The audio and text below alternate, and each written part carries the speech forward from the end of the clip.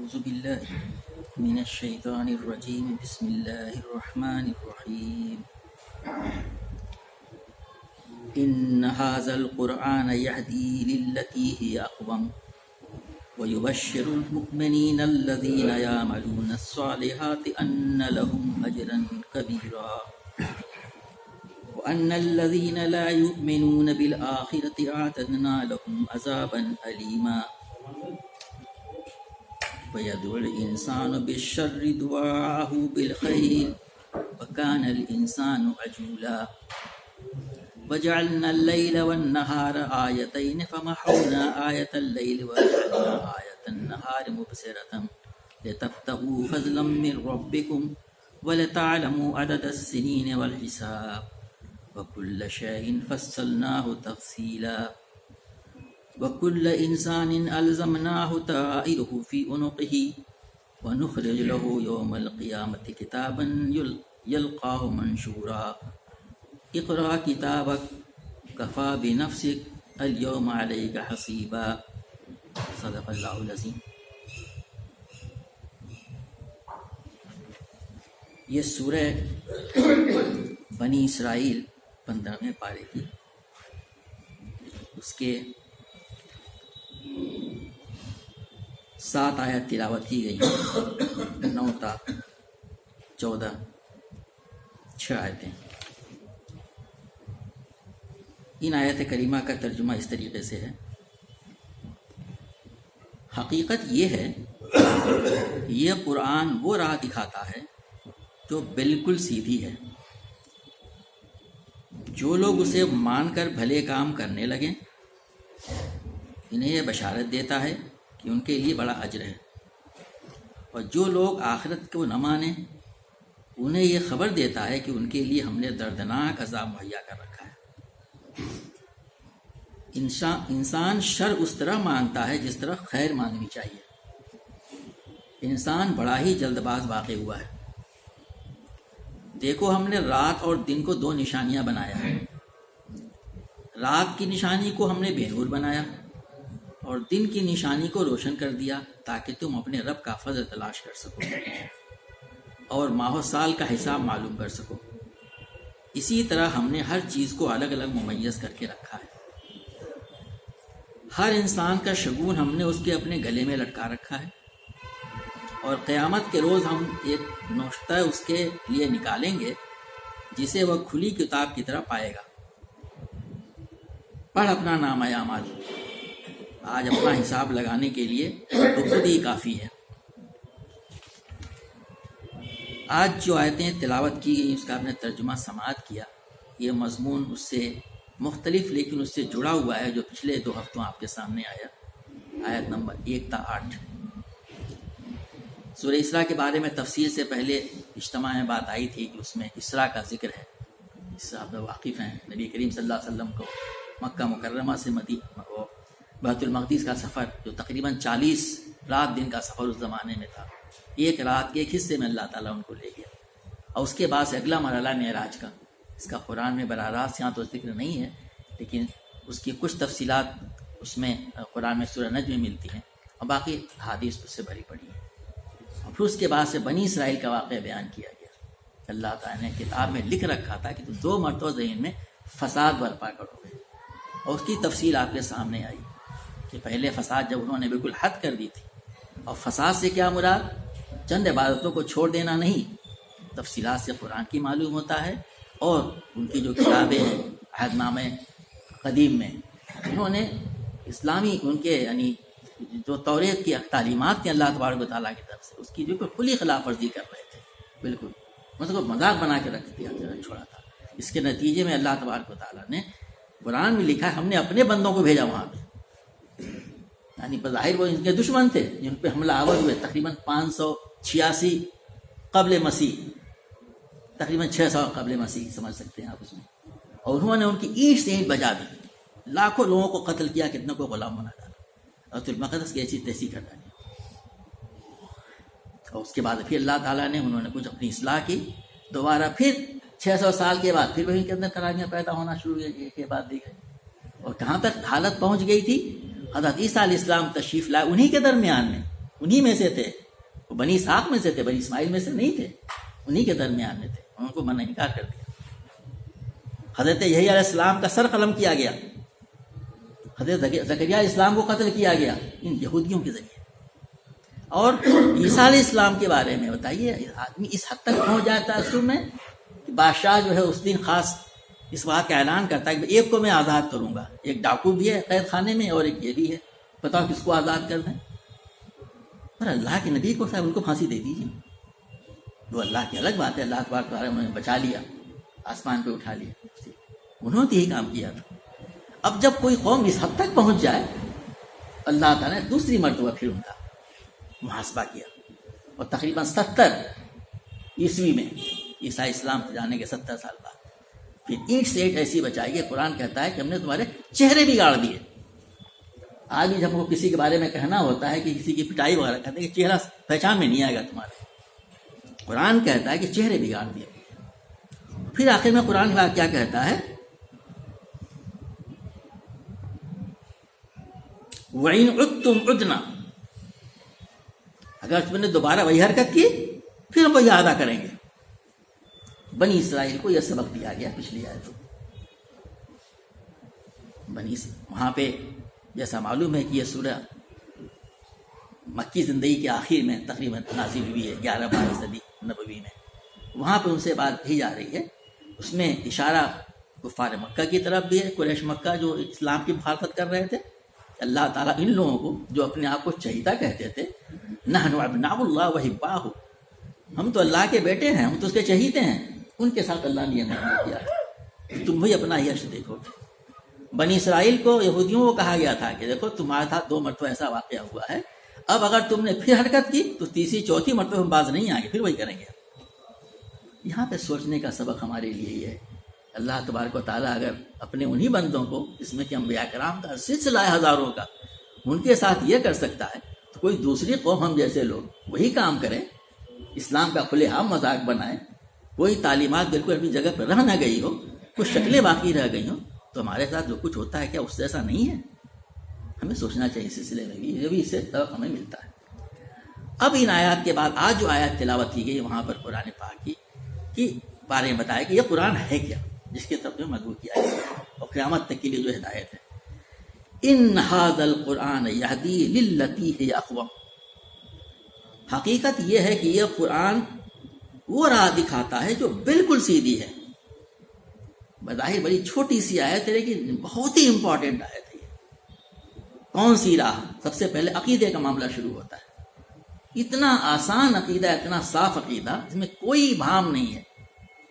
توحید کا عقیدہ جو سورہ اخلاص میں اللہ تعالیٰ کہ اللہ ہے کیا۔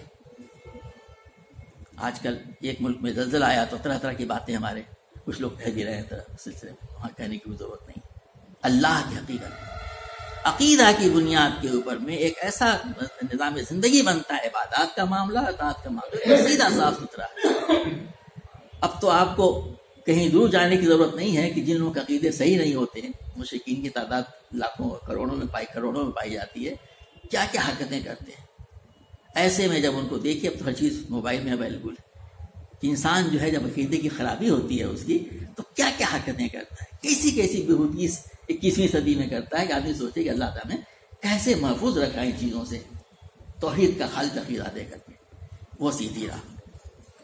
عقیدے کے بعد میں عمل کا معاملہ آتا ہے۔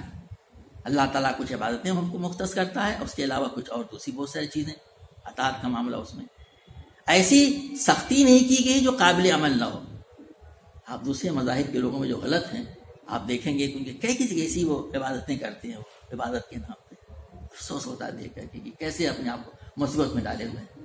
اور نہ اسلام ایسی عبادتیں ایسی آسانی بھی دیتا ہے کہ آدمی جو کچھ سہل میں لینا لگ جائے کہ ٹیکنگ اٹ لائٹ سے ہم کہا کرتے ہیں، یہ نہیں ہوتا۔ ایک معتدل نظام بناتا ہے کام کا، اس کے جو ارکان ہیں، نماز ہے، روزہ ہے، آنے والا ہے، حج و زکوٰۃ ہے، بالکل ایسے ہیں جو قابل عمل ہیں اور سب سے زیادہ قابل عمل ہیں۔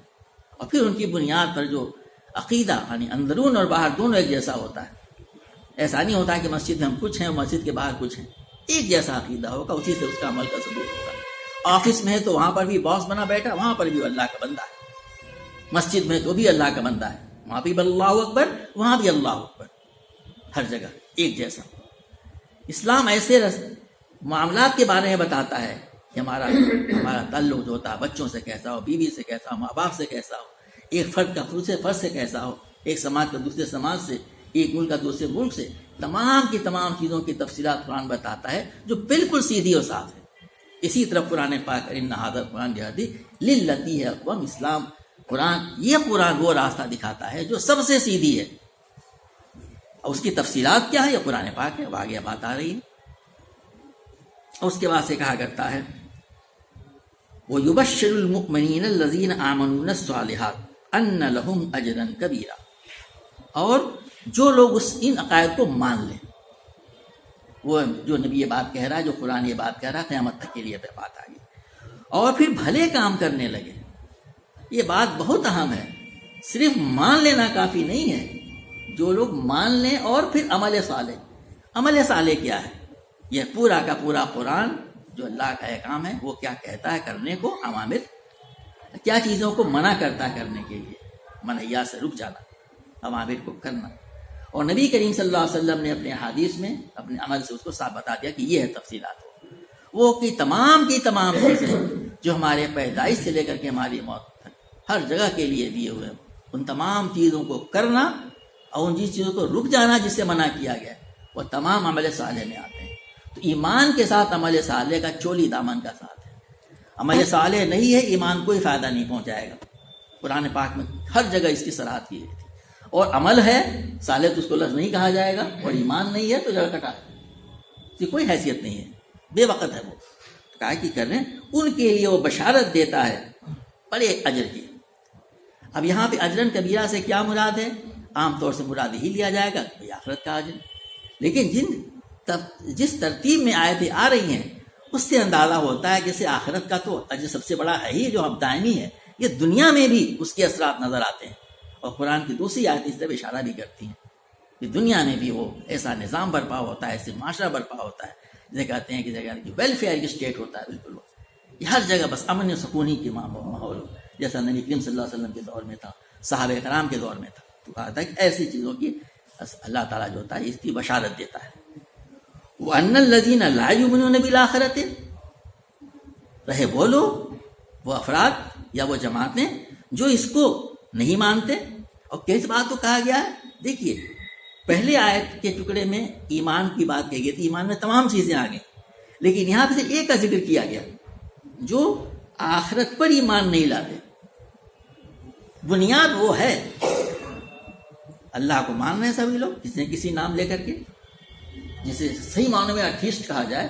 It doesn't believe in any God. بہت کم ہوتے ہیں برائے نام. کسی نے کسی زندگی کے شعبے آدمی مانتا ہی نہیں کسی نام سے ہو.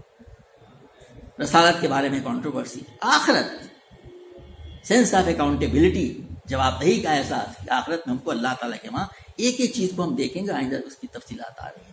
تو جو لوگ آخرت کو نہ مانیں، یہ بات نہیں کہ باقی چیزوں کو نہ مانے تو حرج نہیں ہے، وہ چیزیں تو ہیں، لیکن جس کی سب سے زیادہ اہمیت ہے اس کا ذکر کیا گیا کہ جو لوگ آخرت پر یقین نہیں رکھتے، ایمان نہیں لاتے ہیں، ان کے لیے ہم نے دردناک عذاب مہیا کر رکھا ہے. اور یہاں پر بھی محسرین میں کہتے ہیں کہ یہاں دردناک عذاب سے مراد آخرت کا یہ عذاب صرف نہیں ہے، وہ تو ہے ہی ہے، دائمی ہے. یہ دنیا کا عذاب جو ابھی تم دیکھ چکے ہو پچھلی آیتوں میں. یہ حرکتیں وہ بنی اسرائیل کے لوگ کیوں کر رہے تھے؟ آخرت کا عقیدہ کمزور پڑ گیا تھا. مانتے ہیں کہ اللہ تعالیٰ کا حساب کتاب بھی دینا ہے، ہم تو چاہیے ہیں چھوٹ جائیں گے، فلاں فلاں کے اس سے ہمارا تعلق ہے. تاکہ جو آخرت کو نہیں مانتے، آخرت کے صحیح عقیدے کو، ان کو دنیا میں کیسا عذاب دیا جاتا تم نے دیکھ لیا. اور آخرت کا دائمی عذاب تو ہمیشہ کا عذاب ہی ہے. تو یہ بتایا تھا، یہ قرآن پاک بول رہا تھا، راستہ بتاتا ہے. اور پھر ایمان کے ساتھ عمل صالح اور آخرت پر پختہ یقین، یہ بات قرآن میں دوسری جگہوں پہ الگ الگ طریقے سے پیرا سے بیان کی گئی ہے. اب اس کے بعد سے انسان کی ایک کمزوری کی طرف اشارہ کیا گیا ہے جس کی وجہ سے تمام چیزوں کا مرتکب ہوتا ہے. وَيَدْعُ الْإِنسَانُ بِالشَّرِّ دُعَاءَهُ بِالْخَيْرِ وَكَانَ الْإِنسَانُ عَجُولًا. انسان شر اس طرح مانگتا ہے جس طرح خیر مانگنی چاہیے. انسان بڑا ہی جلد باز واقع ہوا ہے. مکہ کے بہت سارے لوگ جو ہیں، ظاہر ہے کہ یہ تقریباً نبی کریم صلی اللہ علیہ وسلم کو نبوت کا اعلان کیے ہوئے 11-12 سال ہو رہے ہیں. یہی بات آپ بار بار کہہ رہے ہیں، 11 سال 12 سال کا وقفہ بہت زیادہ ہوتا ہے. اب وہ لوگ بار بار کہہ رہے ہیں کہ صاحب ہمیشہ آپ عذاب کی دھمکی دیتے ہیں، یہ نہیں کرو گے عذاب آ جائے گا. عذاب آ کے نہیں جاتا، عذاب لا کے دکھائیے. قرآن کی دوسری آیتیں جو ہمارے سامنے آتی رہتی ہیں، بتایا گیا کہ وہ کیا کرتا ہے کہ پتھر کی بارش کر دے گا. ہم جو ہے غلط صحیح معاملوں میں یعنی طرح طرح کی باتیں کیا کرتے تھے. تو اللہ تعالیٰ کہہ رہا ہے کہ انسان جو ہے یعنی یہ لگتا ہے کہ پیدائشی طور پہ بالکل جیسے کہ وہ اجلت پسند واقع ہوا، ہر وہ چیز چاہ سے کرتے ہیں ہتھیلی پہ سر سو جماتا ہے، امیڈیٹ نتیجہ چاہیے اس کو. تو وہ مانگنا چاہیے اس کو خیر کی دعا، لیکن مانگ رہا ہے شر. عذاب لا تو عذاب لا، میرے تمہارے لیے خیر ہے، تم کو تو موقع دیا جا رہا ہے. وہ کچھ مسلمانوں کو اس میں تنبیہ کی جا رہی ہے در پردہ کہ وہ جو ہے جب دیکھتے تھے کہ اللہ تعالیٰ کی طرف سے اتنی رہ پردے آیتیں آ رہی ہیں، نبی اللہ کا جو ان کو سمجھا رہا ہے، طرح طرح کی نشانیاں دکھا رہا ہے اس کو قرآن کے ذریعے سے، اور مان کے نہیں دے رہے ہیں تو وہ بھی تھوڑا سا اجرت پسند سے واقع کرتے تھے جیسے ہم لوگ کرتے ہیں. کوئی عذاب آ جاتا ٹھیک ہو جاتے سارے کے سارے، ان پہ کوئی نہیں عذاب آ جاتا، باقی تو سب لوگ مر رہے ہیں، کوئی نہیں مر رہے وغیرہ وغیرہ جاتے ہیں. کہا کہ نہیں، تمہیں کیا معلوم کہ اللہ تعالیٰ کی اس مہلت میں کیا کیا مصلحتیں پوشیدہ ہیں. ایسا ہوا بھی کہ بہت سارے لوگ مکہ مکرمہ میں جن کے بارے میں انسان سوچتا تھا اس وقت لوگ صاحب کتنے بڑے شر پسند ہو گئے ہیں، یہ کیا کچھ کر رہے ہیں. لیکن وہی لوگ جب اسلام قبول کیے، کچھ نے مکے کیا بیچ والی زندگی میں، کچھ نے آخری زندگی میں، اور کچھ مدینہ منورہ میں آ کر کے کتنے بڑے بڑے نام کمائے انہوں نے، نام سے واقف ان لوگوں کے. تو کیا اگر اس میں اجلت پسندی کا معاملہ کیا گیا ہوتا تو کیا ہوتا. تو ہر چیز کے معاملے میں ہم اجلت پسندی، ایسی چیزوں کی دعائیں کرتا ہے انسان، اگر وہ مل جائیں تو بعد میں سوچتا ہے، اور جب نہیں ملتی ہیں تو ہوتا ہے ابھی تو دعا قبول نہیں ہو رہی ہے، لیکن بعد میں پتہ چلتا ہے کہ باقی اس کے دعا کے نہ قبول ہونے میں خیر تھا. ان تمام چیزوں کی طرف اشارہ کیا گیا ہے. تو اس سے در پردہ ہم سے یہ بات کہی جا رہی ہے ہمیں صبر سے کام لینا چاہیے. اپنا عمل ہم کرتے جائیں جو قرآن حدیث سے ثابت ہے کرنے کے لیے، اور اللہ تعالیٰ پہ چھوڑ دیں کہ کس وقت کیا چیز مناسب فیصلہ کرتا ہے وہ کرے گا. اسی طرف یہاں پہ اشارہ کیا گیا. اب اس کے بعد سے جو دنیا میں طرح طرح کی یعنی ہر طرح کے رنگارنگی پائی جاتی ہے اور اختلافات پائے جاتے ہیں، تضادات پائے جاتے ہیں، اس کی طرف اللہ تعالیٰ قرآن میں مختلف طریقے سے اشارہ کرتا ہے اپنے آیتوں کے طور میں. تو یہاں پہ دن اور رات کا ذکر کیا گیا. وَجَعَلْنَا اللَّيْلَ وَالنَّهَارَ آیَتَيْنِ، دیکھو ہم نے رات اور دن کو دو نشانیاں بنایا. یہ سب نشانیاں آیات ہیں، اس سے ہم کو سبق ملتا ہے. رات اور دن سے واقف ہیں، مغرب کے پہلے دن تھا، ابھی رات شروع ہو گئی. فَمَحَوْنَا آیَتَ اللَّيْلِ، تو ہم نے رات کی نشانی کو ہم نے بے نور بنایا. کچھ لوگوں نے محونا سے مطلب یہ لیا ہوا کہ دھندلا بنایا، مطلب یہ لیا گیا کہ رات میں ہم دیکھتے ہیں کہ بالکل اندھیرا چھا جاتا ہے. بالکل آج کل تو ڈیفیوز لائٹ میں کچھ نظر آ جاتی ہے، لیکن آپ ایسے راستوں سے سفر کریں اگر چاندنی رات نہ ہو تو دن میں جہاں اتنا زبردست تیز دھوپ ہوتی ہے کہ آدمی کو آنکھیں میچ کے دیکھنا پڑتا ہے، چشمے لگانے پڑتے ہیں، وہیں رات میں اتنا اندھیرا ہو جاتا ہے کہ آنکھیں پھاڑ پھاڑ کے کچھ نظر نہیں آتا ہے. وہ جسٹ اپوزٹ ایک دوسرے کا ہوتا ہے. کہہ رہے ہیں کہ رات میں چیزیں دھندلی ہو جاتی، نظر نہیں آتی، چیزیں چھپ جاتی ہیں. اور وہ آیت وجعلنا آیۃ النہار مبصرۃ، اور دن کو کی نشانی کو روشن کر دیا. دن میں آدمی تھکا مادہ ہوتا ہے، شام کا انتظار کرتا ہے. گرمی کے دنوں میں 2 گھنٹے کا دن جو بڑھا ہو جاتا ہے ہمارے علاقے میں تو کیسی پریشانی محسوس ہوتی ہے ہمیں. اندازہ لگائیے ان علاقوں کا جہاں پہ کہ 18 گھنٹے کا دن ہوتا ہے. بتائیے کتنے لوگوں کو معلوم ہوگا، تجربہ ہوگا ان لوگوں کو. تو اس میں آدمی آگ کے اندھیرے میں جب اللہ تعالیٰ فرماتا ہے کہ ہم اس کو بے نور کر دیا ہے، کہا جا رہا ہے قرآن میں کہ تاکہ وہ آدمی سکون حاصل کرے. تھکا مادہ ہوتا ہے، اس کی تھکان دور ہو جاتی ہے، اور نیکسٹ مارننگ میں پھر وہ فریش ہوتا ہے دن کے کام کے لیے. تو اسی کے بارے میں کہا جا لِتَبْتَغُوا فَضْلًا مِّن رَبِّكُمْ، تاکہ تم اپنے رب کی طرف سے اپنے رب کا فضل تلاش کرو. دن میں تمام ایکٹیویٹی ہوتی ہیں، آپ کہیں گے آج کل تو 24 گھنٹے ہوتا ہے، لیکن اس کے ذریعے وجہ سے جو اسٹریس پڑ رہا ہے نوجوانوں پہ وہ بھی اس سے واقف ہوں گے. ادھر خاص طور سے پینڈیمک میں جب سسٹم کام کا بگڑا ہے اور ورک فرام ہوم کا کلچر بنا ہوا ہے، اس کے بعد سے پہلے آدمی 8 گھنٹے 10 گھنٹے ڈیوٹی کیا کرتا تھا، اب ورک فرام ہوم میں تو بڑا اچھا معلوم ہوتا ہے، بچہ گھر پہ ہے لیکن معلوم ہے 24 گھنٹے ڈیوٹی پہ ہو، کیا گزر رہی ہے اس کو پتہ ہے. تو کہا جا رہا ہے کہ اس کو اللہ کا فضل تلاش کرنے کے بنا تھا. اور کیا کیا اس کے ذریعے سے وَلِتَعْلَمُوا عَدَدَ السِّنِينَ وَالْحِسَابَ، اور تاکہ تم ماہ و سال کا حساب معلوم کر سکو. اسی کے ذریعے سے آدمی معلوم کرتا ہے آج کون سی تاریخ ہے. آج 24 تاریخ ہوگی، رات کے 12 بجے 25 تاریخ شروع ہو جائے گی.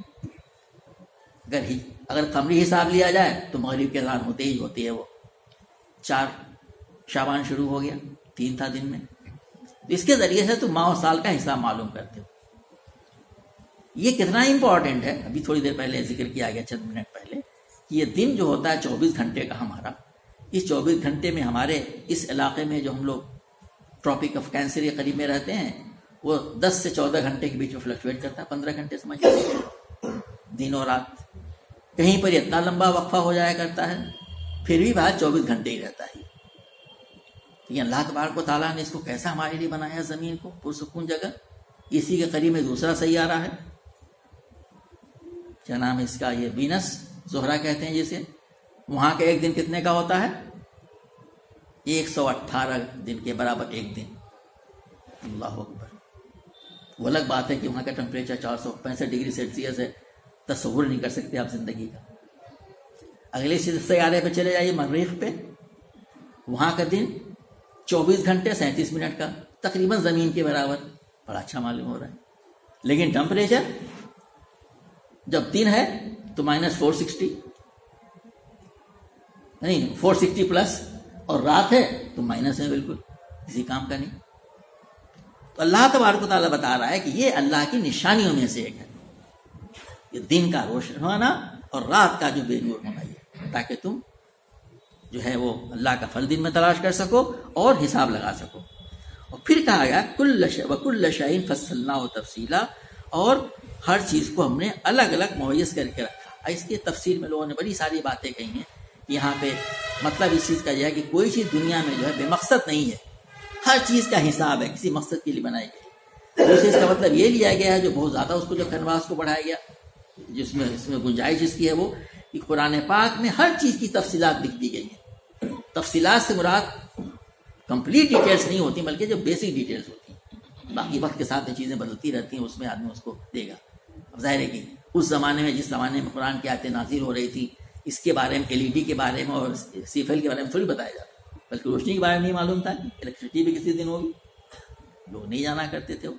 تو تفصیلات سے مراد یہ نہیں ہوتا ہے. تفصیلات میں جو بنیادی حقائق ہیں، بنیادی چیزیں، وہ قرآن پاک میں بتا دیا گیا ہے. تو ہر چیز کے بارے میں قرآن میں جگہ جگہ لکھا ہوا ہے کہ اللہ تعالیٰ نے تمام چیزوں کی تفصیل بیان کی گئی ہے اور ہر چیز کو جو ہے ممیز کر کے رکھا ہوا ہے آپ پہ. بالکل. وَكُلَّ إِنسَانٍ أَلْزَمْنَاهُ طَائِرَهُ فِي عُنُقِهِ وَنُخْرِجُ لَهُ يَوْمَ الْقِيَامَةِ كِتَابًا يَلْقَاهُ مَنشُورًا. قرآن کی بات بتائی جا رہی ہے، اسلام کی بات بتائی جا رہی ہے، اور سمجھ کے آدمی نہیں دے رہا. کتنے لوگ نہیں سمجھ رہے ہیں. انہی کی بات نہیں جو اس کو نہیں مانتے، بلکہ ان لوگوں کی بات بھی ہے جو اس کو ماننے والے ہیں. وہ اس چیز کے بارے میں کہیں گے صاحب یہ چیز تو صاحب وہ قسمت میں لکھی تھی، وہی ہو رہی ہے، ہم کر رہے ہیں وہ، یا ہم کیا اس کے ذمہ دار ہیں، وہ ہماری اس میں کیا ذمہ داری وغیرہ وغیرہ طرح طرح کی باتیں کہی جاتی ہیں. تو کہا یہ جا رہا ہے ہر انسان کا شگون. یہاں پہ لفظ استعمال ہوا طائر، طائر کہتے چڑیا. قدیم زمانے میں لوگ چڑیوں کے ذریعے سے فال بھی نکالا کرتے تھے. آج بھی آپ دیکھیں گے اب تو چیزوں کا کلچر ختم ہو گیا کہ سڑکوں پہ بیٹھے رہتے ہیں طوطا لے کر کے سب ایک پجڑے میں، اور باہر لفافے رکھے ہوتے ہیں. وہ پجڑا سے طوطا نکلتا، پیسہ اس کو دیجیے تو ایک لفافہ اپنے چونچ سے نکال لاتا ہے، اس کو پڑھ کے بتاتا ہے تمہاری قسمت کا حال. تو وہ چیزیں موجود ہیں کہیں نہ کسی فارم میں. وہ یہاں پہ مطلب اس کا ہے کہ کوئی صاحب جو ہے اس کا شگون لٹکا ہوا ہے. کیا مطلب ہوتا ہے؟ آج کے زمانے میں سمجھنے کی ایک چھوٹی سی مثال دی جا سکتی ہے کہ آپ کسی فارم میں کام کر رہے ہیں، کسی یونیورسٹی میں کام کر رہے ہیں، کسی آرگنائزیشن میں گلے میں لٹکا ہوا تھا آئیڈینٹی کا نام، کا نام لکھا ہوا تھا، آپ کا ڈیزگنیشن لکھا ہوا تھا، کچھ میں کچھ اور بھی تفصیلات لکھی ہوتی ہیں. مارننگ بغیر اس کے انٹر نہیں ہو سکتے، اور شام کو بھی نکلے گا گھر آ کر کے. اللہ تبارک و تعالیٰ نے ہماری قسمت جو ہے اس میں لکھا ہوا ہے. کیا مطلب اس کا لکھنے کا؟ وہ کرتے ہیں اللہ کے علم میں. کسی چیز کا لکھا ہونے کا مطلب نہیں ہے کہ آپ پوسٹ ہیں اس کی. اللہ تعالیٰ اپنے اپرائری نالج کی بنیاد پہ ظاہر کہ اللہ کا کوئی آتا ہے جنہیں ہم کو بنایا ہے، وہ جانتا ہے کہ ہم بلکہ کتنے سال بعد ہم کرنے والے ہیں. تمام کی تمام چیزیں اللہ کو معلوم ہے. وہ لکھا ہوا وہ کیا جاتا ہے، لگا ہوا ہے. وہ ہم اس کو ہٹا نہیں سکتے، ہم کسی اور کو ذمہ دار اس کا نہیں بنا سکتے. اسی اشارہ کیا جا رہا ہے. یہ ہر شخص کا جو ہے اس کا اس کے گلے میں رکھا ہوا ہے. اس پہ ہمارے یونیورسٹی کے پروفیسر بیٹھے ہوئے کہتے ہیں کہ آگے جب آدمی بہت زیادہ ہو جانے کا جینیٹک انجینئرنگ کے بارے میں اور جینس کے بارے میں، اللہ تبارک و تعالیٰ نے ہمارے گلے میں کیا کچھ نظام کیا ہوا ہے، اس کے ذریعے سے وہ ان چیزوں کا ریکارڈ پورا کیے ہوئے، جو کچھ ہم کرتے ہیں وہ سب چیزیں موجود ہوتی ہیں اس کے اندر میں. جیسے پورے دنیا میں ہر چیز کا ریکارڈ آ جا رہا ہے سب چیزوں سے واقف کرنے کے لیے ہم آدمی آ سکتی ہیں. مطلب اس کا یہ ہے کہ اللہ تعالیٰ نے ہر شخص کا شعور کیا کچھ کرنے والا ہے اسے چھڑا نہیں سکتا. یہ سینس احساس پیدا کرتا ہے جو کچھ ہم کر رہے ہیں اس سے ہم بھاگ نہیں سکتے. کام کیا رات کی تنہائی میں، رات میں اکیلے پن میں، اور ہم منع کر دیں مجھے نہیں معلوم. دنیا میں تو آدمی جھوٹے گواہ دے کر کے اور پیسے اسے چھوٹ سکتا ہے، لیکن آخرت میں اللہ تعالیٰ جو خیال بنا اس سے نہیں چھوٹ سکتا. اس سے مطلب یہ لیا جانا چاہیے کہ ہر کا اس کے گلے میں لٹکا ہوا ہے. اسی کی تفصیل کل انسان اس کے میں لٹکا رکھا ہے. اور وَنُخْرِجُهُ يَوْمَ الْقِيَامَةِ كِتَابًا يَلْقَاهُ مَنشُورًا، اور قیامت کے روز ہم ایک نوشتہ اس کے لیے نکالیں گے جس سے وہ کھلی ہوئی کتاب میں پائے گا. اور قیامت میں کیا ہو، ریٹن ریکارڈ، نوشتہ تحریر جسے کہتے ہیں، اس میں سب کچھ لکھا ہوا ریکارڈ. جس طریقے سے ایک لڑکے کا رزلٹ کارڈ اس میں دکھاتا ہے اس کے سیشن کے بارے میں، اس کے منتھلی ٹیسٹ کے بارے میں، اس کے اسائنمنٹ کے بارے میں، تمام کے بارے میں بہت محدود ہوتا ہے. آج کل کافی بڑا، ہم لوگوں کے زمانے میں ایک پیج کا ہی کتاب آتی ہے. اب اسی پہ آپ کہہ لیے کہ اللہ تبارک تعالیٰ قیامت میں جو کتاب ہمارے سے پیش کرنے والا ہے وہ کیا کچھ ہوگا اس میں، تو اس کتاب کے سامنے دے گا. یہ میرے بھائی تمام قرآن کا لب لباب ہے کہ آدمی کے دماغ میں بات بیٹھ جائے کہ ہم ایک ایک ایکشن جو کر رہے ہیں، جو سوچ رہے ہیں، جو کرنے کا ارادہ کرتے ہیں، ہم لوگوں کو کچھ بھی بتا دیں. میرا تو یہ تھی، میرا انٹینشن تو یہ تھا، یہ صحیح انٹینشن تھا، ہم نے کیا کچھ کیا وہ اس میں بیٹھے، اس کو ہم ڈینائی نہیں کر پائیں گے. یہ بات جتنی زیادہ ہم کو سمجھ میں آ جائے اور اس کو یاد دہانی ہوتی رہے. اسی طرف کہا گیا ہے کہ قیامت ہم اس کو دکھا کے دکھا دیں گے. یہ کتاب ہے، اقرا کتابک، پڑھ اپنی کتاب. اپنی ہی کتاب کو جھٹلا سکے گا؟ میرا ہی ریکارڈ ہے، دو بیٹھے ہوئے ہیں، اللہ نے کیا کا انتظام کر رکھا. اقرا کتابک، بظاہر دو الفاظ ہیں، اپنا نام ہے اعمال. کفا بنفسک الیوم علیک حسیبا، آج اپنا حساب لینے کے لیے تو خود کافی ہے. کسی کورٹ کی، کسی کچہری کی، کسی جج کی، کسی وکیل کی ضرورت نہیں. آج کی زبان میں بات کی جا رہی ہے، سب کچھ تیرے سامنے موجود ہے، تو ریڈ نہیں کر سکے گا. اقرا کتاب. ہم ایسی تیاری کرنے والے میرے بھائی بن جائیں. کوئی عمل ہمارا ایسا نہ ہو جو اللہ اس کے رسول کو ناپسندیدہ ہے. منع کیا گیا تو ہم سوچے بھی نہیں، اللہ کو پسند نہیں ہے، ہم وہ نہ. نبی صلی اللہ علیہ وسلم پسند ہے، اور جس چیز کو پسند کیا ہے اس کے مطابق نہیں بنانے والے. اللہ سے اپنا تعلق، بندوں سے اپنا تعلق، لوگوں سے اپنا تعلق، کتنے بھی قسم کے تعلقات ہو سکتے ہیں. اللہ کا حق اس کو ادا کرنے والے ہم بن جائیں، اور بندوں کے حقوق ادا کرنے والے بن جائیں. اللہ کے حقوق کی ادائیگی کا نماز بہترین سب سے بڑا مظہر ہے، جو دن میں 5 مرتبہ یاد دلاتی رہتی ہے انہیں کیا کچھ کرنا چاہیے صحیح معنوں میں، جب اس کی اسپرٹ کے ساتھ نماز ہوتا ہے. اور زکوٰۃ اپنے سے اسپرٹ کے ساتھ ادا کی جائے، اس سے وہ تمام خرابیاں پیدا ہوتی ہیں جو مال سے ہوتی ہیں، اور وہ مال کی محبت کم ہوتی ہے اور لوگوں سے ہمدردی پیدا ہوتی ہے.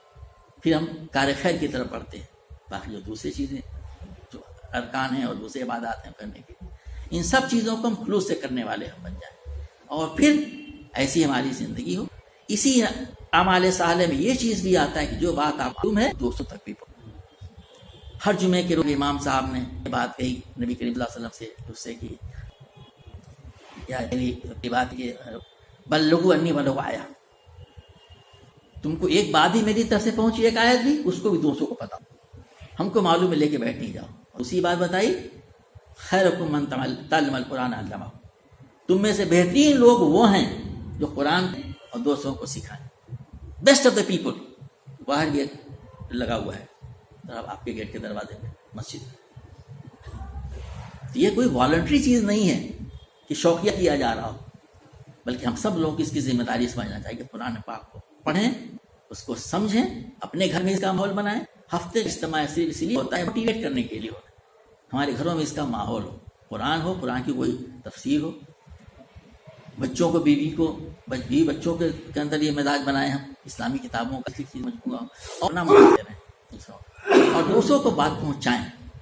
اس کے لیے وقت کے ساتھ میں طرح طرح کے اور طریقے ہو سکتے ہیں، وہ سے لوگ کام کر رہے ہیں، اس کے تسمینے کا موقع نہیں. اللہ تبارک و تعالیٰ قرآن پاک پڑھنے، سمجھنے، عمل کرنے، اس کے مطابق دنیا کو تجزیات پہنچانے کی عطا فرمائے. ربنا لا تزغ قلوبنا بعد إذ هديتنا وهب لنا من لدنك رحمة. اللهم إنا نسألك رضاك والجنة وإنا نعوذ بك من سخطك والنار.